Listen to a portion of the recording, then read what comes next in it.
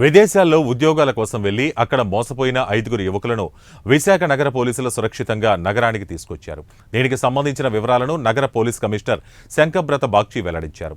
అనకాపల్లి జిల్లా నాతవరం మండలం పీకే గూడెనికి చెందిన లక్ష్మీనారాయణ, రాజేష్, రామస్వామి, శ్రీకాకుళం జిల్లా కంచిలి గ్రామానికి చెందిన వెంకట్రావు, పెద్దగంట్యాడకు చెందిన లోకేష్, గాజువాక దరి శ్రీనగర్లో ఒక ప్రైవేటు ఇన్స్టిట్యూట్లో వెల్డర్ రిగ్గర్లుగా శిక్షణ పూర్తి చేశారు.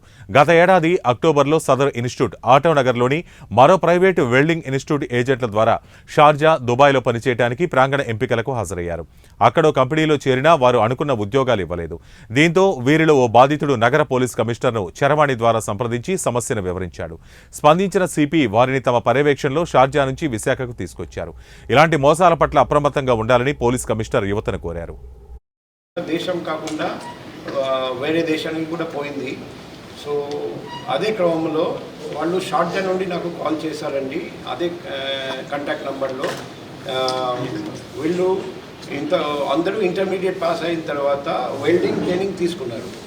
ట్రైనింగ్ తీసుకున్న తర్వాత రాజువాకలో ఒక ట్రైనింగ్ ఇన్స్టిట్యూట్, అక్కడ ట్రైనింగ్ అయిన తర్వాత వాళ్ళు ఉద్యోగం కోసం షార్జా పంపించారు.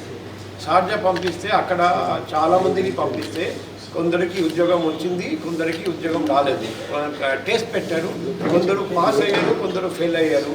పాస్ అయినా కూడా కొందరికి సరైన ఉద్యోగం రాలేదు. ఉద్యోగం తక్కువ, మనిషి ఎక్కువ మంది వెళ్ళారంటే తక్కువ ఉద్యోగం ఉన్నాయి.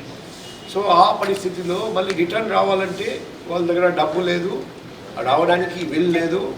ఆ పరిస్థితిలో వేరే మార్గం వాళ్లకు అది ఏం చేయాలి అర్థం కాక లోకేష్ అని యాదగిరిలో లోకేష్ నాకు కాల్ చేశారండి. కాల్ చేస్తే నేను